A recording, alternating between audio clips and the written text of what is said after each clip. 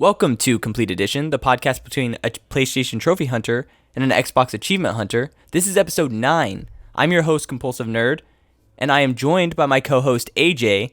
How was your week, AJ? It's been pretty great. I got lucky. You found out a few minutes ago that last weekend, thanks to Square Enix, I was given an early code to Life is Strange True Colors. So I was playing that over the weekend. I think that's the earliest I've received a game before release. It comes out when we're recording this on Thursday. It comes out tomorrow. So when this goes up, it'll already be out. But yeah, that was a nice surprise. Maka contacted me, and Square Enix were great about it. So yeah, I've been playing that, and it's been awesome. How's your week been? Hey, getting it that early, I have a question. Was it more stressful or was it less stressful? Because I feel like there's a lot of work to be done when you get a game that early, but, it's all about your experience. So the thing that's stressful about getting a game that early is that the achievement list isn't live, and there's nowhere to find it, and no one to talk to about it really. So it's like you're always worried you're missing stuff because you can get achievements to pop, but you're like, oh, I don't want to. I felt like when I was playing, I had to try absolutely everything, like talk to every character, inspect every object, run around the outskirts of all the maps, and try and do everything. I still missed one achievement, which is quite annoying on my first playthrough, so I had to go back and like try to find the last thing, which took me a few days to do. I sort of gave it a few attempts and then was like, nah, forget this. And then Maka found out the achievement list from like some other sources for what I'd missed, and so then I went back and got that, and then I was, according to True Achievements, I was fourth in the world to get the completion. That's pretty So cool. that was weird, and I've never completed a game before it came out either. Like I've never beaten, like fully got the perfection before the achievement list is even out or before the game is out. So that was a first for me. I feel bad. I used to be the guy, and I still am the guy that kind of gets annoyed that it's not really fair that in terms of if you care about being one of the first people in the world to get all the achievements or the trophies and something, it kind of sucks that the press and guide makers, and people like me get the game so early that they can get everything done before the biggest fans even get a chance to play it. Because as we'll talk about, I'm not really the biggest Life is Strange fan. I'm not a huge fan of the game, and it's like I've been given this amazing opportunity, but often I'm on the other side of that where I'm like, hey, like I love this series, and people who aren't even that good or don't even care about it, they get to be like first in the world to get everything in the game, and it kind of sucks, to be honest, in a way. So it's sort of bittersweet, like to be on the other side of that fence where I managed to get everything done. It feels satisfying, but it's not like it's a fair contest or like a fair race with other people and with the gaming community. Yeah, that is very bittersweet, but I think it's also a testament to like the people who work hard, the people who really, I mean, you also get lucky, but it's like being so hardcore enough to where you make videos for trophy and achievements and you're in the system. I think that it gives rights to have that early access, but you're also competing with the other people who are also in that same realm, and it's kind of fun. Like you said, you weren't the first. There was, three before you, and it's still hard to do first. It's a really fun thing to do, and if you look at it, most of the time, if you look at it by individual achievements, you might be the first on several. It all Yeah, depends that's on just the last one, at getting the last one who's first to do that. Yeah, I've not checked. I mean, for me, the proudest is Crash Bandicoot 4 because Right. that completion is really really hard, and I didn't get that game early at all. I just played at midnight, and some people did get it early. They got it like 2 days early. So to be able to beat those people and get it first, that one felt really good. This Dude, one, the even humble if I was brag, first, dude.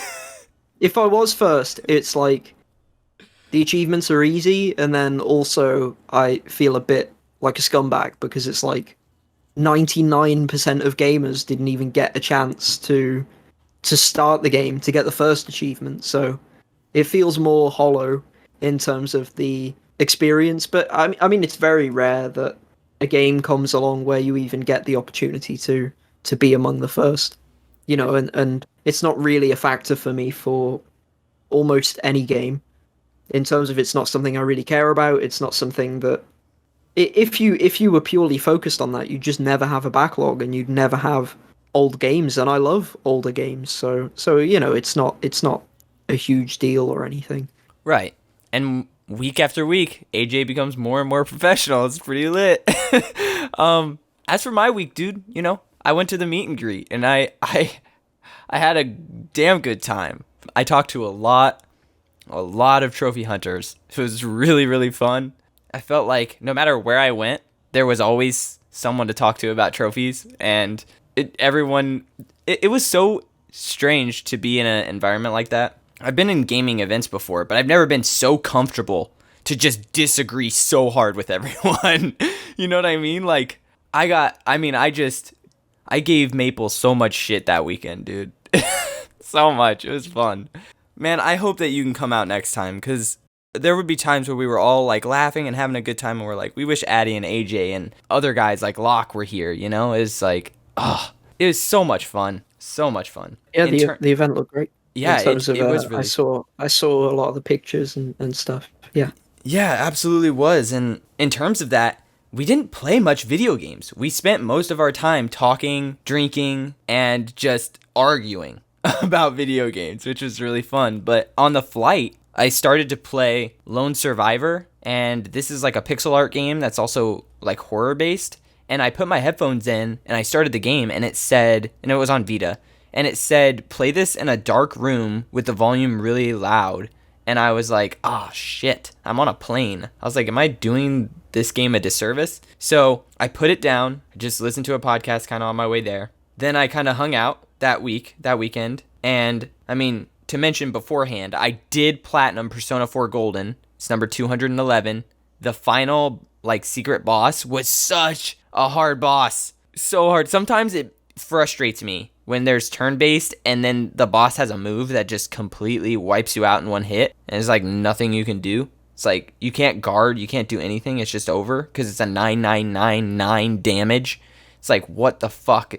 It makes me so angry. But I did it anyways. I got it. Then I went on the trip, and it was late. I stayed up late that night, and then I had a super early flight. So I was tired, and so I slept on my second flight, so a connecting flight that got me to Pittsburgh, Pennsylvania. And then when I was there, I had people recommend me a new Vita game, and I started that, and I am playing the hell out of it because I love it. Have you ever heard of Fez? Yeah, of course. It was an old XBLA game. Yeah, this game, I've had this experience several times in my life where like I watch E3 or I watch something and I see a game and I'm like, oh, I want to play that game. Completely forget about it. Just never ever think about it ever again. I was told to play Fez, and I was like, let me look that up. And I was like, oh, I wanted to play this game so bad. So it's like this 2D game, and you use the triggers, and it's like a 3D environment. So the puzzles, like the world turns, and it stays 2D, but it completely gives you a different perspective. And I was like, this 2D, 3D matchup like is so interesting. And I'm going to platinum this game. There's no doubt about that. And I'm having so much fun with it. As for Lone Survivor, I'm going to play it after probably I play Fez. But for right now, it's just Fez on Vita when I'm on the go. And then Life is Strange, which is coming up. I have put down Ghost of Tsushima. I'm going to shelve it until there's time for me to play that game. With so much coming out, I feel like September is packed. And I just don't have the time. Not with school and everything, because when I got back, I should have been able to play way more, but when I got back, I just started to go hard on homework, trying to get ahead so that I could have free days. Like, I want Monday to be like a whole last day where I just play video games, like 12 hours, I want Thursday to be a day where I have like half the day to play video games. That would be ideal so that I have more to talk about on the show, because in the first 2 weeks of school, it was like hard to get my schedule balanced because I flew out of town, and that really limited my gaming time. And then I flew back in, I'm tired, and then I'm back to school, I'm back to work. It's like, it's hit the ground running, and I still want to play games so bad. So I'm going to shelve Ghost of Tsushima Iki Island for a little bit, and then I'll return to it when there's like some lull period, and then I'll play MLB The Show down the line too, whenever I'm craving baseball again. Because I ordered that, and I'm just not going to play it for any time soon. But do you have anything else to say about this week? Yeah, I mean, I feel like we've gone into what we've been playing for the most part, right? Right. So, Yeah, I wanted to talk a little more about Life is Strange: True Colors. I'm not going to spoil anything for the audience or for you, but I wanted to tell people, I guess, before I talk about what I think of the game. I've played Life is Strange 1 and I didn't like it. I thought it started off strong and I really love the music and some of the atmosphere of the game. I think Kate Marsh was a great character, but none of the other characters really worked for me. And I guess some spoilers for the first Life is Strange, but or implied spoilers, I guess, if you don't care about Chloe in that game, or you don't like Chloe, you don't think I don't know, you think that some of the criticism of her is valid, then the story kind of doesn't work very well because the game is very much about Max's relationship with Chloe and like giving up things for your friend and supporting each other and that sort of thing. So if you don't feel that attachment or empathize with that connection, the game doesn't really work. And I didn't find some of the characters believable. I thought that a lot of the villainous characters or antagonist characters were sort of too cartoonish and caricatured. It was sort of obvious the way the game was trying to lead you, and it didn't do it in a way that I would have liked, because the game is so narrative and dialogue focused that I kind of expect more depth and more believability to the characters, if that makes sense, in terms of how you approach a story. And I think it worked for a lot of people and it didn't work for a lot of other people. I know that game is quite polarizing in terms of its narrative, and for me it didn't really work, unfortunately, but I liked how it started, and I enjoyed sort of the first episode the most, and then it sort of went downhill for me, which was unfortunate. There's a lot of other narrative games I thought were better. There's the problem as well, which is a problem in a lot of narrative games and puzzle games as well, where the game sort of is very linear and it forces you to say like you can only choose a set of dialogue options, and those dialogue options don't really change the trajectory of the story very much. And so a problem happens, and this is true of all narrative games, and it really depends on the person. But there's times where you think like, oh, I want to be able to do this or that, and the character can't say those things or do those things, and so then you kind of get annoyed because you're like, if my character would have just said this, then none of this would have happened. And it's like, and I wanted to say that, but my version of Max can't say that.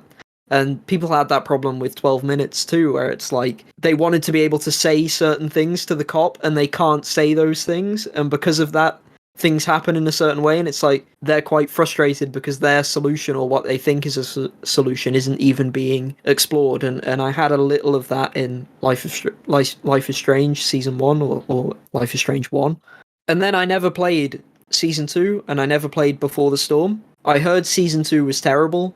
In fact, I heard that Season 2 was bad, that even people who really liked the first game or the first season hated the second season or hated the second game. So, and I saw some clips from the second game, and it seems like characters are really caricatured and the writing is quite heavy-handed. I found the first game a bit mean-spirited towards some characters.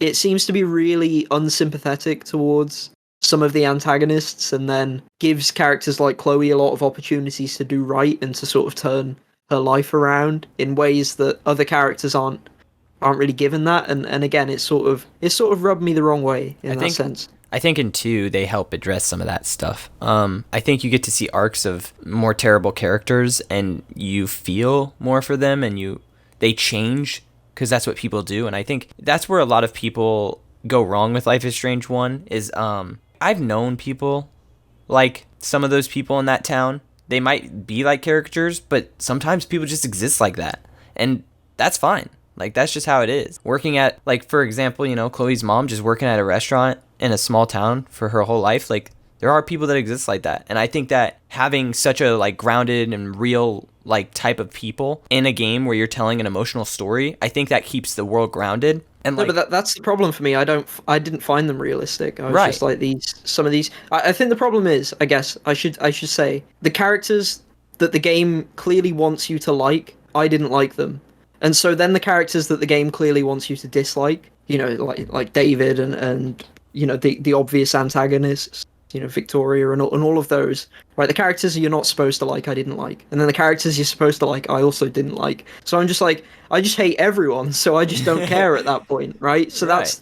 that's the problem. It's not necessarily that the bad characters are bad, it's that the good characters were bad as well for me. And then the line between the bad, like the ones that they're trying to make seem sort of terrible and antagonistic, and the characters that are supposed to be good, that the line ends up blurring, and the game isn't accounting for that, because it's like you're meant to be sold on like Max, you're meant to like really care about Chloe, and it's like, but I don't really think they're good people. And so then I'm like, and the game doesn't seem to, I don't know, it's sort of like the game doesn't want you to think that, and if you do think that, then it falls apart. That's sort of my problem with it.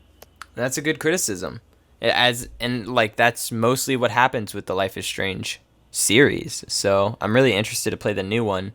But if you're connected to and you've played all of the games, there are always, universe ties and references to the other games, and I think that it's brilliant. I can't wait to play this new one. Yeah, I felt that you definitely didn't need to play the previous ones when playing True Colors. I noticed there's some references back. They're very minor though, I think. I think when you play as well, when you play True Colors, you will know you're playing a Life is Strange game. It's very obvious. It's got like that similar, like vibrant, almost like I don't know, like that pastel like color scheme that looks really, makes the colors pop, and it does look sort of cartoonish Yeah. in a way. Sort of low detail as well, but intentionally, not like as like a technical problem or like texture popping or anything, but in a stylistic sense, it looks like that. It looks the part, and it is this small town thing that you mention, and that does carry over. So I want to say about Life is Strange True Colors, I think it's the best Life is Strange game. I enjoyed it. I didn't like the previous one I played, but I did like this game. I think the characters are well acted, their motivations and their personalities are all believable, which again, that was a big problem I had with the previous game, that it made these like one-dimensional characters, and it sort of it gave some of them a redemption arc, but even that seemed predictable, because it's like no one's this cartoonishly bad, right, in terms of like Right. David, the PTSD stuff and all of that. But yeah, I thought that True Colors was a lot better. I thought I understood all the characters more. I found them more sympathetic. I found them more well realized. They fit into the world really well as well. I think there's still some cringe. I've tried to avoid, because I think the way people criticize Life is Strange usually is they just say like it's cringe, and then that's it. They're just like, it's cringe. Like the teenagers are cringe, and then they're like, but I don't. I can see that point, but also I think it's slightly lazy criticism, perhaps, because it seems like some of that cringe is intentional. I think some of it isn't intentional, but I think some of it definitely is. So I try to avoid focusing on that as like a reason I don't like it. There's definitely some of that there, but it comes in bursts, and it's forgivable, and it's to highlight very personal moments, and so it worked a lot better for me. And I felt like I could empathize with the characters and understand them. And a big theme of the game is empathy. So in terms of that, it's completely successful. It completely worked on me. And there's also a level of, in terms of gameplay, there's some more interactivity at some points. There's some level of like mini game type stuff where it's not just walking and talking, that switches up the gameplay. And there's some optional stuff as well that's quite good. There's places where you can walk around and you have a level of freedom. It's not just like linear corridors absolutely everywhere. So I think that helps with the pacing as well, and makes the game a lot better than it would have been otherwise. Although saying that, I think the game still has pacing issues. I'm annoyed about Square Enix. I'm not going to say why, but in terms of like specifics, but their marketing has spoiled some stuff in this game that they shouldn't have spoiled, in Whoa. my opinion. So it's awkward, because I'm using that as a criticism, but I can't say why, because I don't want to spoil it for you Right. or for No, anyone else if you haven't seen the marketing I for the haven't. game. I always stay. Dude, when shit that I'm gonna play comes on, I go away. I leave. Even like Yeah, I'm not. I know I'm gonna play God of War 2. I'm not gonna watch anything. I'm not gonna watch. When Life is Strange was shown, I was like, no way, no way. Walked out. Like, I know I'm excited that it's coming, but like, I'm not gonna sit here and watch it. It's same thing with trailers. The new Spider-Man movies, dude. There's a new Spider-Man movie. I'm gonna see it. Do I know what the trailer looks like? Not at all. Not at all. Yeah, so what annoys me more about this is I get what you're saying, but like I'm not a fan of Life is Strange, so I didn't seek out any Life is Strange marketing, as you might imagine. But Yeah. it was part of other E3 shows and other showcases, and then you just get it put in front of you. And so that kind of annoys me a little, and it really undercuts some of the impact of the game.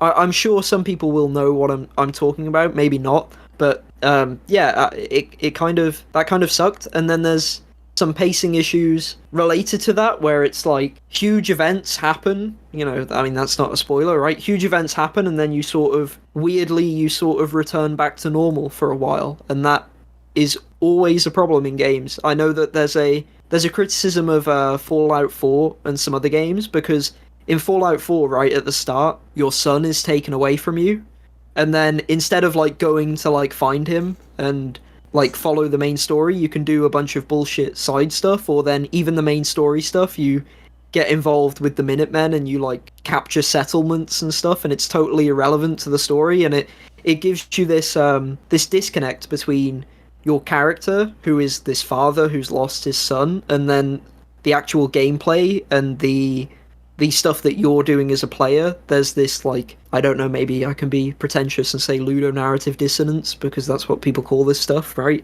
Right. And the game has pacing issues in that sense, I'll say. Again, you know, I'm using Fallout 4 to make sure I don't say, you know, specifically what's going on, but there's a lot of that where it's like, I wish the intensity of the game increased sort of gradually, right? Like it like goes up and it's like, okay, so now this is more important than this, and this is more important than this, and that would have been really cool, and that's how most games and stories are paced. Although, you know, you in terms of like, you might have like rising action and then you might fall to a new low and then go up and stuff, but in terms of like the actual importance of the events of the game, very rarely is it a good idea to sort of have something super dramatic happen and then afterwards be like, oh, okay, we're just returning to normal and not solving the mystery and not solving the main thing that you would care about. And this game has some of that, which kind of sucks.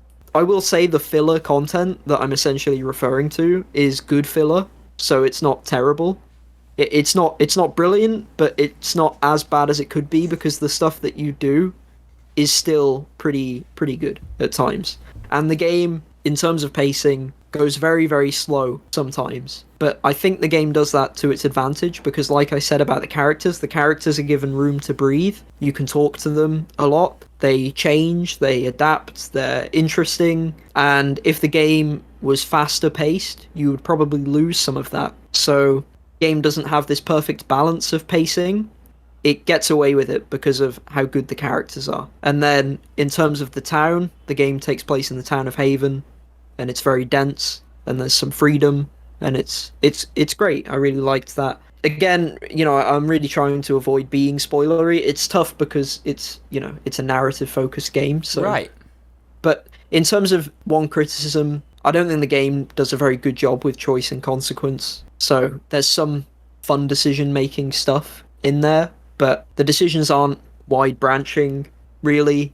I mean, maybe there's some that, you know, I haven't explored fully, and they could be, but it's typical of this type of game, even the Telltale stuff, where a lot of the choice is sort of like the illusion of choice, because there's two sides to it, right? If you're going to make a game that's focused on decision making and narrative, you want all of the decisions to feel, or a lot of the decisions to feel, impactful. At the same time, unless you have a huge budget and a huge team, you wouldn't be able to branch the story of a narrative game in episode 1 and then have that completely like shatter the story so that my episode 2 is different to your episode 2, like completely different, right? Like you can never do that because there's not enough time or money, and then most of the players won't play the game twice or several times, and you can't do that for every decision. So there's definitely a balance to it, but I'd say I was a bit disappointed that it didn't go further. There's some RPGs and some story-based games that do this better. So the game very much sort of has one story it wants to tell you with very slight variations, but what it does tell you and what it does give you is pretty good. So, it's fine in that sense. The achievements are easy, it's collectibles, and there's a few missables, but the chapter select is very good. Within the chapter select, you can also select different sections, and then within those sections, it will tell you if there's a collectible that you haven't found, or the collectibles you've got. So it's very generous in terms of chapter select and going back for stuff. So if you don't want to have up a video when you're first playing and you just want to go through completely blind in a sense, then you can do that, which is quite good. So yeah, I enjoyed it. I was surprised I enjoyed it as much as I did. I didn't love it. I said, I'd probably give it like a 6 out of 10, which to me is good. Like, it was worth playing. I'd recommend it to people. I would especially recommend it to people who are fans of Life is Strange, because, it's a big moment that I'm not a fan of this series and I enjoyed the game. So if you're like super into Life is Strange, then I'm like, hell yeah, you got to check this one out because you might love it. I liked it, but you might really love it. So yeah, I'm really happy with it.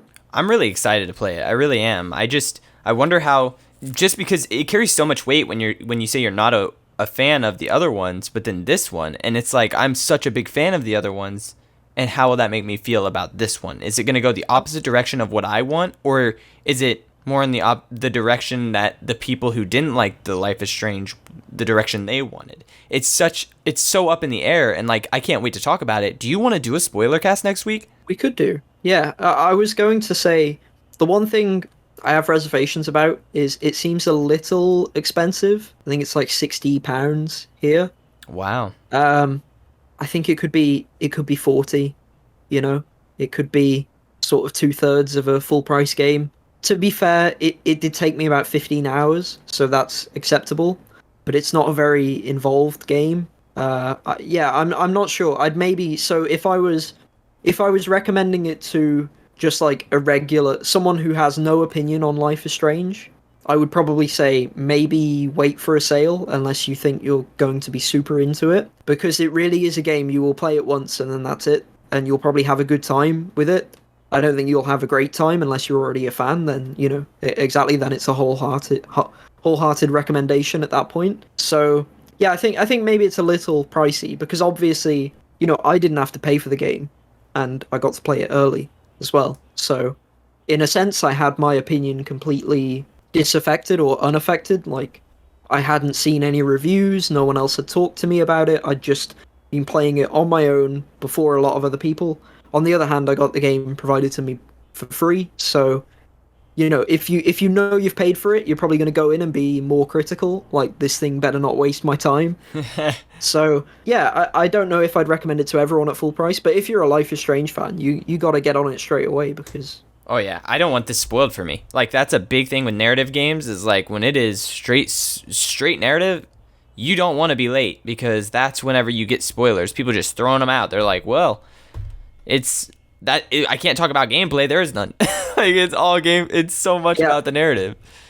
So yeah, the game is slightly longer than I expected, actually, and I think I did it in 2 sessions. So I think I did episode 1 and episode 2 in one, and then the other 3 in my second session. So you could probably beat it in one go, but you'd be playing it for like 12 to 15 hours. So it's probably better to do what I did and go for it in 2. Yes. Yeah, like you say, right?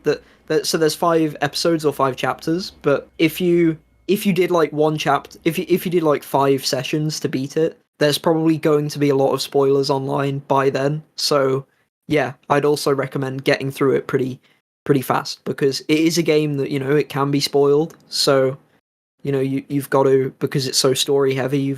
You got to get on it, definitely. All right. So just quickly, I also finished Dishonored: Death of the Outsider, and I'm working on Omno, which is a short indie game that's on Game Pass. It's got very easy achievements. It takes less than 2 hours for the full completion. But it's not like a shovelware, Ratalaika Games type deal. It's not a glorified Flash game.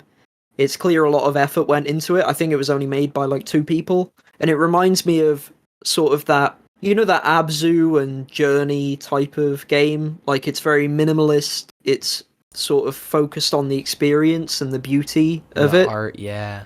Yeah, it's one of those games. It's not as groundbreaking as Journey or anything, but it's a nice like chill out game. Like you see some to go from level to level, you like ride on a different monster, like a legendary monster, and it's like everything's really friendly and there's like all these cool creatures, and you're just going around and collecting orbs basically in this like very serene world that sort of a diverse amount of colors. So yeah, it's a nice chill out game. It's easy. It's on Game Pass.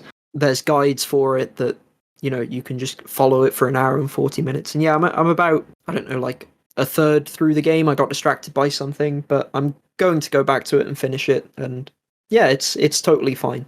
Awesome. All right. Are you ready to move on to the topic on the table? Yeah, let's do it. All right. So what we're going to talk about is games that we're looking forward to for the rest of the year and that we plan to hunt. We're going to go ahead and do it month by month, and I'll go ahead and start out in September. Games I'm looking forward to on September 10th, Life is Strange and Tales of Arise. Both of these games released on the same day. Obviously, we just talked about Life is Strange, and I will be playing that first. And then Tales of Arise, which I looked up a trophy guide, and it's like 70 to 100 hours, which is a long one. It is. So I might take breaks on that. But I really am looking forward to this Weeb game. I know that you're not about it, but I really am excited for it. Oh wait, 0% chance I ever play it. I'm all about this. The combat looks super fun. I'm curious how the story will be. I like that Tales games are like not connected at all, so I don't need to play the other ones. And then on the 14th is Deathloop, and I don't know if I'm going to even play this game. I'm not going to lie. Bethesda is hit or miss with me, and if I can't turn off invasions, I'm out. I'm hard out. I don't want to be invaded. And not then really developed by Bethesda though. It's developed by Arcane. Right. Published by Bethesda. Yeah. But I guess it's up in the air. Maybe I'll wait for a sale. That could happen. That actually might, unless it becomes like Game of the Year, which I don't know if it will be. I think it might get nominated. If it gets nominated, I will play it. I will. I think it will review. This is a hot take. I think it will review better than Halo Infinite. So it will Whoa! It will be better than. It will be like the best FPS this year from Xbox Game Studios, / Wow. Bethesda. That is bold. That's my pick. We'll see. Yes, no kidding. Damn, that's bold. Well, that makes me a little bit more excited and probably leaning more towards I might play it. And then lastly, actually, there's two more. Oh my god, so many games in September. On the 21st, Kena Bridge of Spirits comes out, and this game I'm really looking forward to. Like, I am going to platinum the hell out of that game. It looks so cool. Like, we always say, oh, it's a Pixar-like game, but this one really, like, with the studio directors, they have a background in animated movies and things, so this game really does look like a Pixar movie, and, like, I am all about this art style and this storytelling that they're going for, and I'm just, like, ready for this interactive animated movie type of game, and I cannot wait. It's so awesome. I might play Sable. This might be another game that I wait for a sale. It's a little indie game. You just kind of walk around like a deserty planet and solve puzzles. Coming to Game Pass day one. Yeah, see? And so I might play it on Game Pass, but I don't know if I'll hunt it. I'll wait for like guides and stuff to see what kind of game it is. Maybe I'll wait because it could come to PS Plus and then I'll get a free platinum. It seems like one of those games. But Death Stranding's director's cut, I don't know if I'll play that immediately. Might wait for a sale. I love Death Stranding, but everything is so packed that I think I might just like, I've played it before, I'll move it back. Just kind of like I did with Iki Island.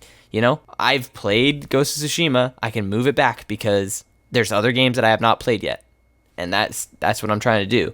And lastly, for September 28th is Ghost Runner PS5. And I already own it on PS4. And I'm pretty sure they said the upgrade is free. So I want to play that on PS5. Probably going to go for the platinum. I heard it's challenging. So I'm really excited to try that.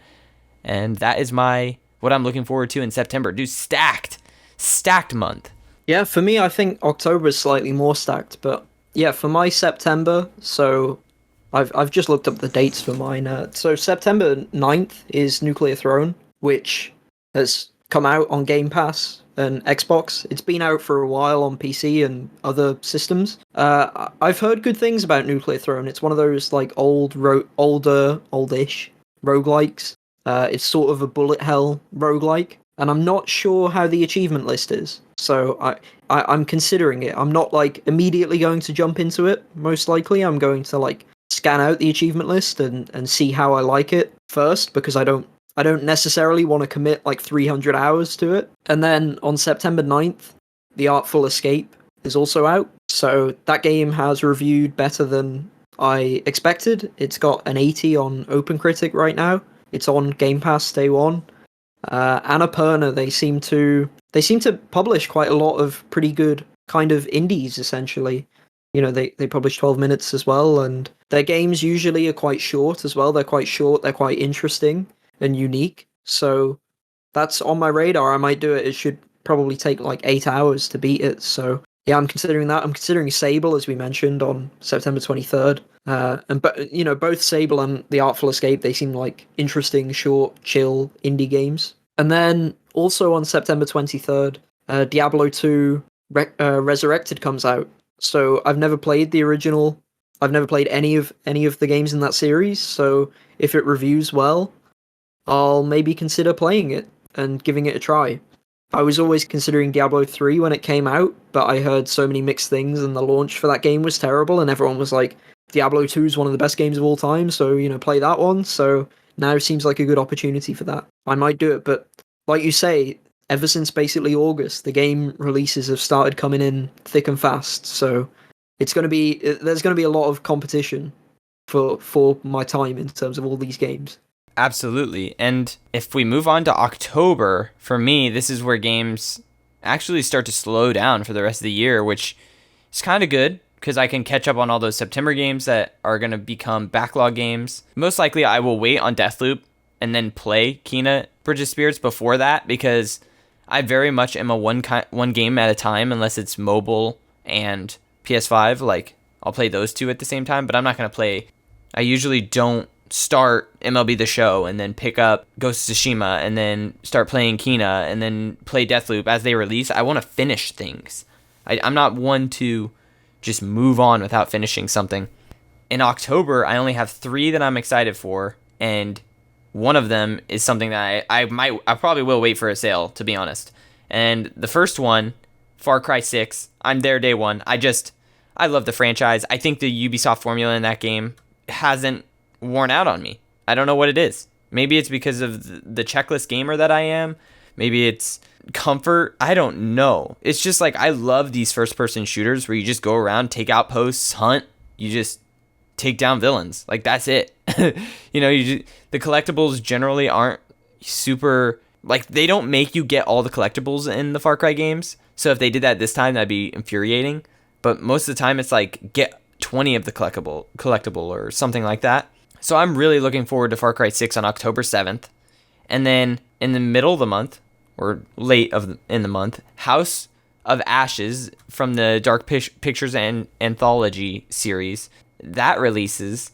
And I'm actually really curious about this game. It looks a lot different than the other ones. A lot more action oriented, a lot more team and character like bonding, looks like. And I'm really curious as to how that'll play. I need to play one of the other games. I've been recommended to play it, but they said like Man of Medan is the one to skip or something like that. So we'll see how that one pans out. Really, it's all about that trophy list and how it reviews, because it could be bad. You never know with those Dark Picture Anthology games. And then lastly, I think it'll be bad. You think it'll be bad? Prediction. Yeah, I think it'll be bad for trophies, and I think it'll be not good in terms of spooks. It doesn't look like it's about spooks. Man of Medan has a really bad achievement list, by the way. Does it really? I don't know about the other one. Yeah, it sucks. You have to play the game like 3 times, and you have to also play the game fully in co-op as well. Bruh, I have not played. I have played Heavy Rain, and I'll tell you right now, nothing will be as torturous as that. So I would probably be able to do it, but I just have been told that one's the one to skip. It's really not as good. I can't remember what the other one is. For some reason, my brain wants to think like Rose or something, but I don't know. Then, lastly, in October is the maybe, and that is Guardians of the Galaxy. Oh, it's sorry, it's Little Hope, I think, Little right? Hope, there it is. That's right. I've been told to play that one for sure. And then Guardians of the Galaxy. I don't know if I'll pick this up at launch.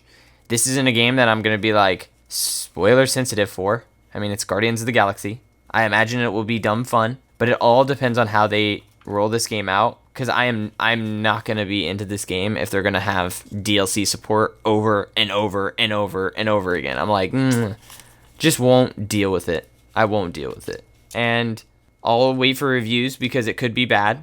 The Marvel games really only has one good series, and it's not Avengers. It's Spider-Man. So we'll see how the Marvel's Guardians of the Galaxy will be on October 26th, and I'll wait for a sale probably. And that's it for October. Nice. So, okay, so October's pretty stacked for me, although it's not stacked with like must-play stuff. It's stacked with a lot of things that I really consider playing. Although the start of the month is something I'm 100% playing as soon as I can get it. I'm in day one. That's Alan Wake Remastered. Comes out October 5th. Actually, I don't know if they've announced that yet, but you know, it comes out October 5th. And then there was a leak about it on a store listing. They've announced the game, but I don't know if they've announced the date. But Alan Wake is amazing. It's probably my favorite Remedy game ever. It's either that or one of the Max Payne games. I love Alan Wake. I love the setting, the tone, the mood, the characters, the gameplay. I love it all. It's fantastic. Probably, I don't think it's in my top 10 games of all time, but it must be pretty close. So it's very good. I've got the completion for the original Xbox 360 game, and I'll get the completion again. Also coming out in October 5th, on October 5th is Super Monkey Ball Banana Mania. So I might check that out. I don't know. I've played Super Monkey Ball like very rarely, very occasionally, and I've enjoyed what I've played. I feel like it's going to be infuriating to get a completion in one of those games, but maybe it will be the one. Maybe if the review, I have a good feeling about it. Sega seems to be supporting it. They've got like a lot of cool characters in it, and they seem to be pushing out marketing for it pretty regularly. So they seem confident in the game to me, and I'm hoping there's some really cool and inventive levels. And if the reviews hit, I might go for it. But Alan Wake will 100% take priority. Did you play Alan Wake? I have not. I played Control, and I know there's references to Alan Wake, but I have not played it. I mean, Alan Wake Remastered is coming to PS5, so for the first time, that game's coming to PlayStation. So I'd definitely, unless they completely mess up the remaster in some way, I'd strongly recommend it. You know, it's a third-person action adventure game. It's got some level of horror elements, but it's very Twin Peaks inspired. It's very Stephen King inspired. Yeah, and it's great. It's self-aware and it's awesome. Then Far Cry 6 is coming out, as you mentioned. I still haven't beaten Far Cry 5, so I won't buy 6 before I've beaten 5, because that would just be, I don't know, I'd just be like a heathen. I'd be a video game villain at that point. No, terrible. I disagree with you here, because most Far Cry games are separate from each other, except for New Dawn, which is completely spoiled Far Cry 5. Yeah, but I want to play Far Cry 5 is the thing. So it's like, so why would I buy 6 like day one full price when I want to play 5? Like, it's different. They're way different. Like, yeah, but I'm not going. But like, right, okay. So there's 2 games in the same series, and I want to play both of them, and I own one of them. Why would I buy the other one unless I really want to play the other one more? Like, it doesn't make any sort of logical sense to me. Like, I get what you're saying, they're different, but like, it's not like I don't want to play Far Cry 5, you know? Right. It's a hype train. You got to get on that train, dude. Yeah, it's like wanting to be part of the conversation, I guess, but it's like, it's also like, I've played every Far Cry game. So I've played 1, 2, 3, well, every mainline Far Cry game, because I know there's a bunch of spin-off ones, but like, I've played 1, 2, 3, 4, and 4, so it's like, I'm not going to skip 5 and just go to 6. Like, that makes sense. That makes sense. Doesn't work. So those are the reasons it doesn't work. I get what you're saying about them being disconnected. They're not like following the same story. That wasn't. Yeah, I wasn't trying to refer to that. And then, so this is where the month. I don't know. The month is kind of crazy, because then on the 12th, Back for Blood comes out. It's day one. Game Pass. You know, it's a Left 4 Dead spiritual successor. I've heard mixed things about the beta for it, but you know, it's functionally free for me, so I may as well give it a try. I really like Left 4 Dead, so if this game is half as good as Left 4 Dead, I'll probably have a good time with it. You know, maybe I'd be like, oh, it's not worth buying at full price, but you know, Game Pass, why not? And then also, so on the 22nd, Battlefield 2042 comes out, and Game Pass gives you a 10-hour trial of that game, so I'll give the 10-hour trial a try. I kind of feel like they're charging, what, like $70 for this game? £70 for this game? And it's multiplayer only, which is quite bold. Like, they must be really confident that what they've got is really good, because that's a really high price point for a multiplayer only game with no campaign. I definitely won't take the plunge and buy it straight away, but I'll play the free trial, and if I love it or really like it, then I'll buy it. Can I ask you And something? then yeah, sure. Okay, so with the free trial, does it pop achievements during that 10 hours? Yep. Oh no, I wouldn't. Oh man, I'd be so far away from that because then I'd have to actually chase them. I'd have to get it because then you're only gonna have a certain percentage. Yeah, that makes sense, but it's something where I'm not fully sold on the game, but I want to try the game. So it's like, what am I going to do, right? Like, what else can I do Alt at that account. point? Well, then I'd have to pay for Game Pass on Oh, my that's alt account. true. That's true. The trial isn't just for everyone; it's for EA Play, which is in Game Pass. So Right. yeah, I mean, yeah, if I'm like super frustrated by the list and I'm like I want to get all of them, but I don't love the game, then I'll just wait a few months. Like usually multiplayer games, you are on a time limit to get all the achievements, but the time limit isn't that bad. Like you could play it in 6 months' time or 1 year's time, and the price is probably halved by then, and you would still have no real problems getting the achievements unless there's something like super fucked up with them. Yeah, it's bad if you get the game like 3 years later or like 4 years later. Potentially, the game might be completely dead, and then you're just screwed. If I'm like, this game wasn't that good that I don't want to pay £70, I can still hold off and then get into it a bit later when the price drops, which it will. The price will definitely drop as well because first of all it's EA and they take part in sales all the time, and then secondly because it's a multiplayer game they rely on getting more people in the door and more people in those servers to keep the whatever the map packs and the season passes and whatever else they want to sell to you going at that point.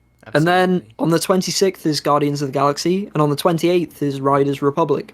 So I'm not sold on it. It's funny, all of those past four games, I'm not like fully sold on any of them, but I'm intrigued by them. I'm interested in them. Riders Republic especially, no one's really talking about this game. I feel like, and it's Ubisoft, but it's like it's interesting Ubisoft because they're doing something different. It's a new IP. It kind of reminds me of like that game Steep that they did, and it seems like it could be really fun. It seems like it could be something different in terms of multiplayer. It's like extreme sports style stuff, but it's not simulation. It's very arcadey is what it looks like. And I'm interested in that. I think that the worry is that it will get boring and old quite fast. I think it might be one big map as well that you're on, so you might just, it's like this happens in like GTA as well, where it's like you get one big map, but there's like only three good areas, or like there's the three best areas, and so then you've got this huge map, but you just drive around and like bike around and glide around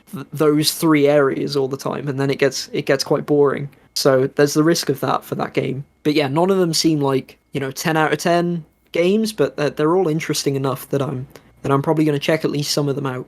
And that's everything for October for me. Damn, you do have a stacked month. Man, I had like 3 in there.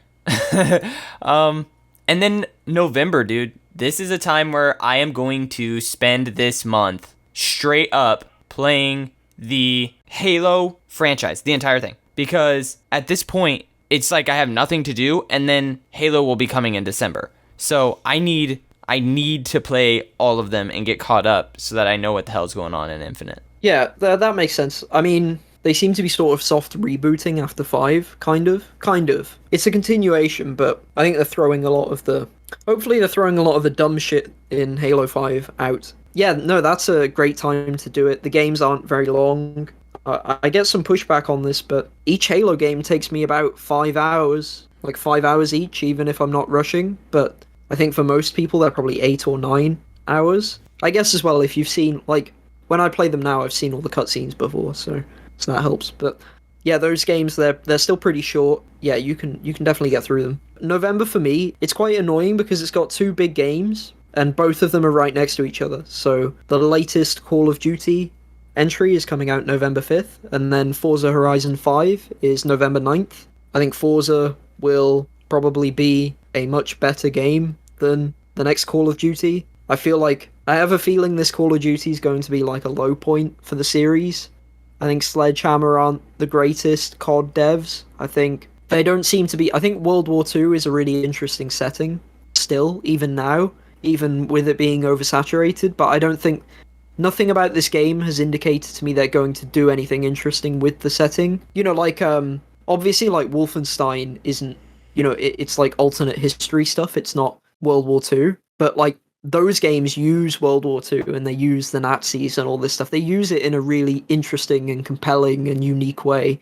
And they have like cool like robot dogs and stuff like that. And they do a ton with that setting and that theme. And this COD seems like another COD where it's like it's taking it seriously, but it's not going anywhere like edgy or interesting. It's sort of stuck in the middle where it's like the action is cartoony in terms of that it's exaggerated and over the top and sort of Michael Bay like action, but it's too scared to go really crazy, and also it's not reserved and thoughtful enough to be really affecting and impacting. That's how it reads to me based on the marketing and the trailers, and hopefully that's wrong, right? Like hopefully they're holding stuff back and it's like we've got like all this cool stuff in the campaign and in the multiplayer, but it doesn't seem that way to me. So I don't think the game's going to be amazing, but I think I've played every Call of Duty game, and I like playing the multiplayer at launch because I prefer, there's like a golden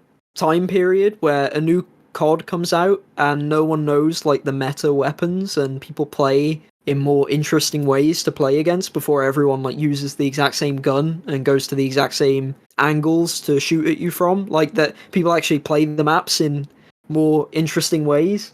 And there's like, you can never get that time period back where people play that way. So, except maybe on Christmas because of the, Christmas noobs, as they say. So I really like that time period where everyone's like scrambling to try and figure things out and experimenting with different weapons.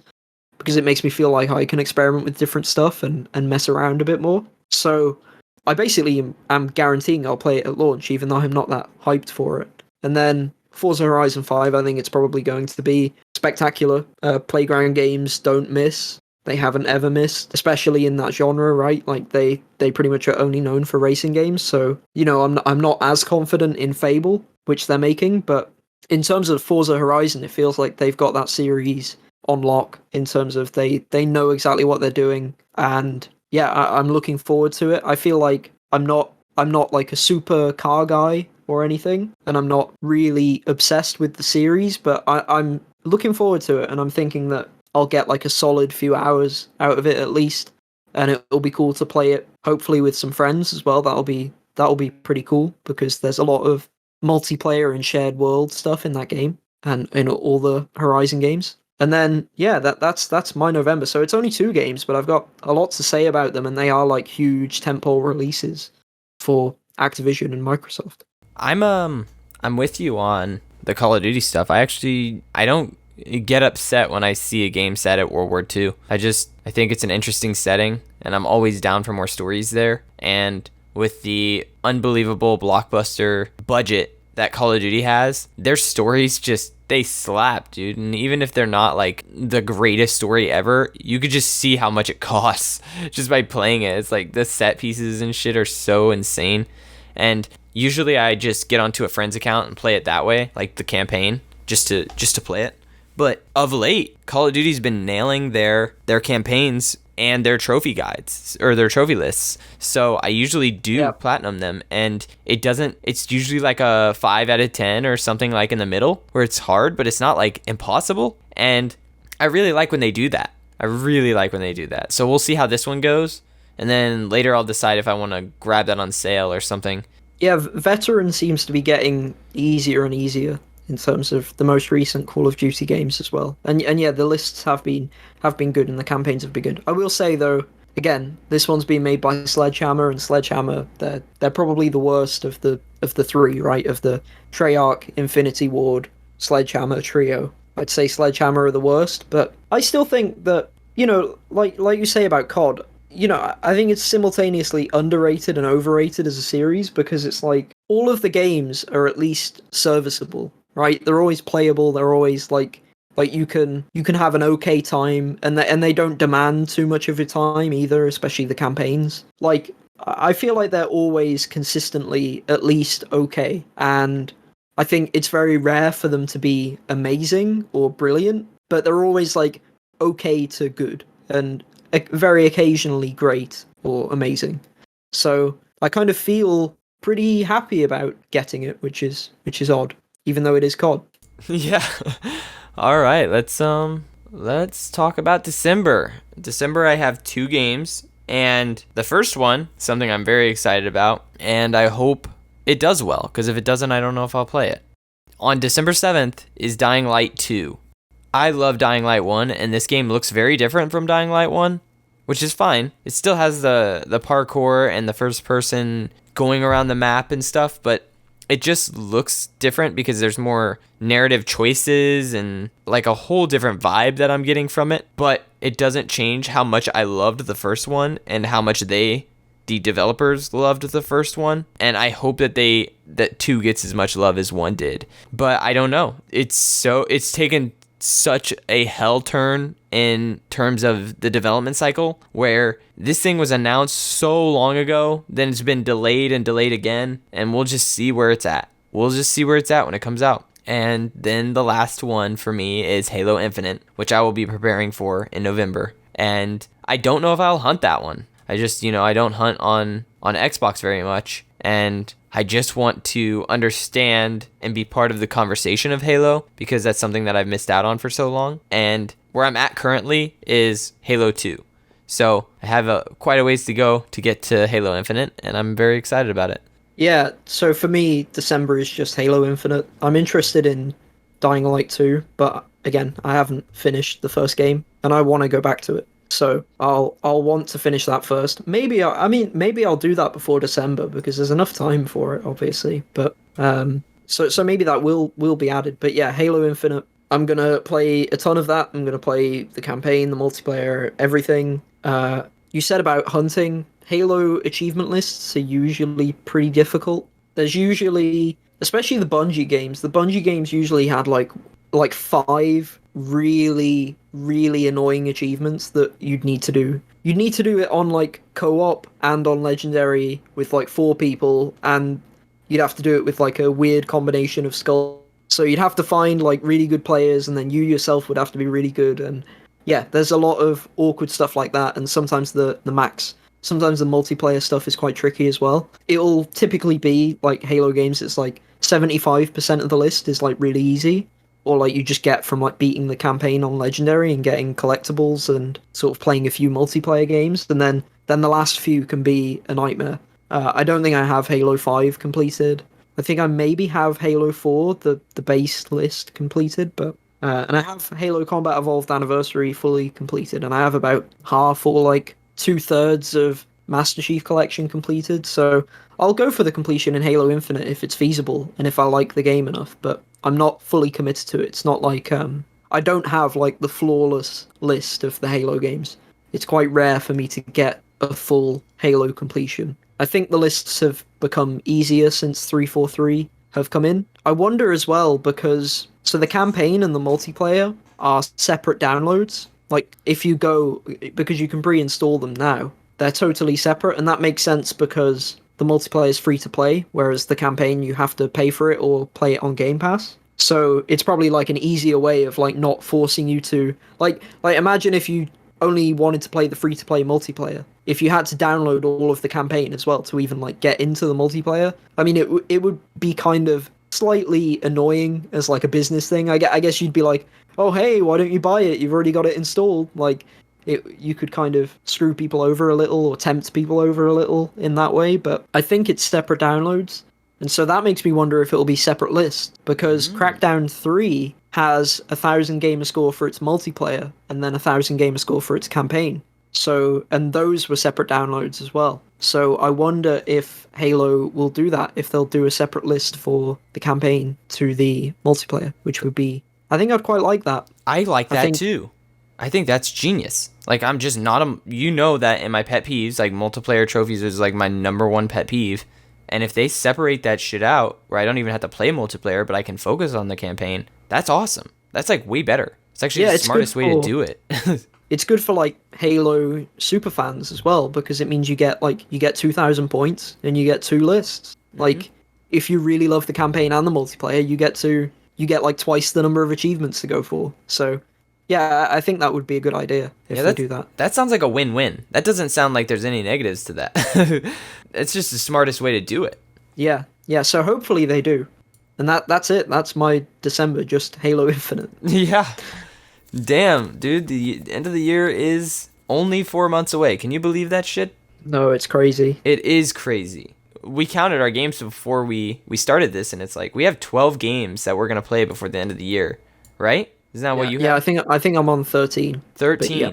So it's like, that's a good number of games, and not including the ones that we're going to play on our backlog. So add 4 or 5 Halo games to mine, you know? Yeah, I mean, I'll probably... games. There's no way I'll play all 13, basically, I guarantee it. Like, yeah. I'll probably be like, oh, hey, I want to play Spiritfarer instead of The Artful Escape or something. Like I'm sure I'll make substitutions in that. Right. Well, let's go ahead and do our trophy and achievement of the week, which, dude, I was going to choose one from Life is Strange because I am a big Life is Strange fan. I've said before, like, I wish that I could buy a poster of Chloe, but I think it's extremely weird to have like a teenager, like a teenage girl on my wall. It's like weird. She's such an awesome character with a good... I wouldn't do that. Yeah, I'm not going to do that. She's an awesome character though, with a good story, and I wanted to choose something from Life is Strange, but a lot of the trophies that I started to look at, I was like, as someone who's very spoiler sensitive, I was like, these could be spoilers for people. And so they imply spoilers, but you wouldn't be able to, if you know nothing, you wouldn't be able to reverse engineer the spoilers. But yeah, I agree. So I went ahead and I went over to Tales of Arise and its trophy guide, and I saw a trophy that I am excited to try, which is 100 hit Smackdown. And this is a trophy for getting over 100 hits in a combo. Sometimes these come naturally, but most of the time when I see a trophy like this, it's one of the first I go for in the game. And it's such a strange thing that I do because it makes me get better at the game, because I am so focused on getting 100 hit combo that I'm doing the blocks, I'm doing the counters, I'm doing everything I can to get 100. And even though when you start a game, usually you don't have any upgrades, you don't have any powers, you get really good at the game playing it that way, trying to get the highest combo without getting hit. And so when you do get everything, it makes 100 hit combos way easier, and you're just better at the game. So I usually go for these kind of trophies like right from the get-go, and that's why I wanted to shout this one out. So 100 hit Smackdown, get over 100 hits in a combo. Nice. I mean, it's not nice because it's from a Weeb game, but nice. So my achievement of the week is from one of the greatest games of all time, Alan Wake. It's nice. Because I'm really happy about the announcement for the remaster. It's a damn good cup of coffee, which is a reference to Twin Peaks. So it's fine 25 coffee thermoses. So Twin Peaks is amazing, and it's a big inspiration for Alan Wake's setting of Bright Falls.